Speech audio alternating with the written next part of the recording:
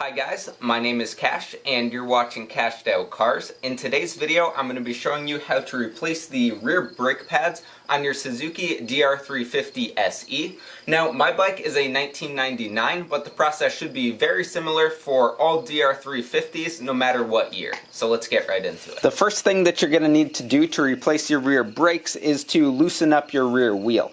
So you probably have a cotter pin going through this castle nut here, which you're going to need to remove.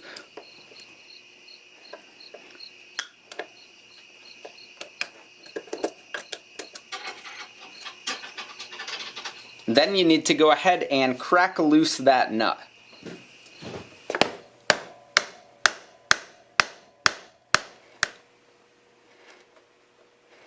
Then you could go ahead and remove your axle just like that. So I took the nut all the way off on this side, used a mallet so I didn't damage the end of this thing to get the thing started, and then I was able to pull it through from the other side.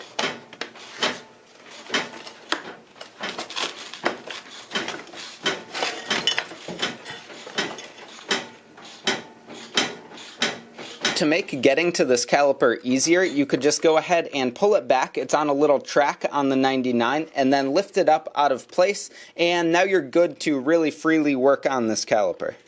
Next, we could go ahead and get these pads out of place. They should just slide right over. There are two hex head bolts on the back of this caliper here that you're going to need to remove in order to get those brake pads out. So although you can move the brake pads side to side right now, they won't actually come out until you remove these two bolts.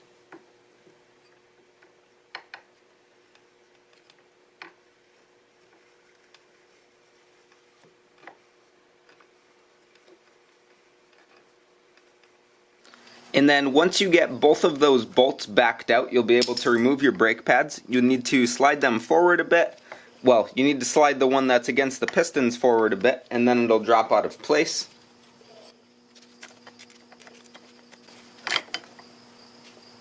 Just like that. Next, just like with the front pads, if you watched my video on how to do that, you need to compress that piston. To do that, just take a C-clamp and gently turn the thing in. And what this does is make room, because your new brake pads are going to have more meat on them than the old ones that you took out, and if you don't compress that piston in, your brakes won't fit around your rotor, so you do need to do that. Next, you could go ahead and take a little bit of brake grease here and just grease up all the slide surfaces.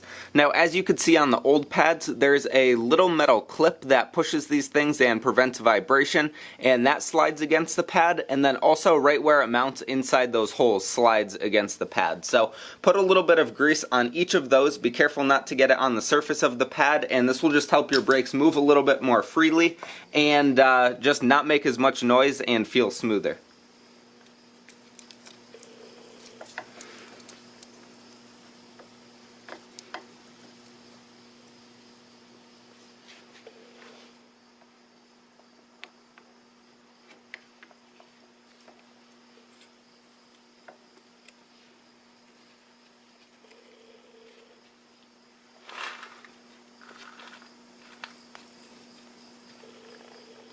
Then you could go ahead and get your brake pads up into place here. Now, it is just a little bit tricky to line them up with the pins here that go through the brake pads and hold them in, because you do have to force them up into that spring clip a little bit and make sure they're in the right place. But it's not too bad. You basically need to press the thing towards the top of the caliper, and then you'll be in good shape.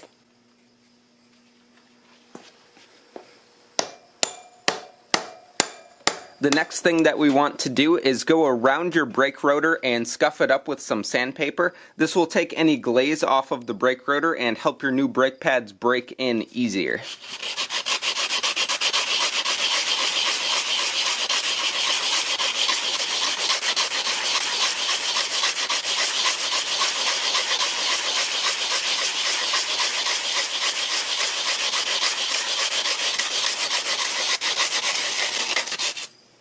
I'm just going to go around the whole rotor and do this.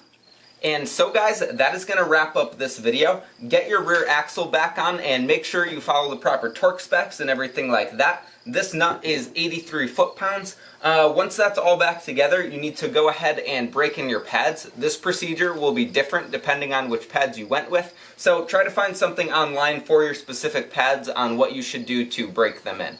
Like this video if you liked it, and subscribe for more, and I hope you stick around for the next one. Take care.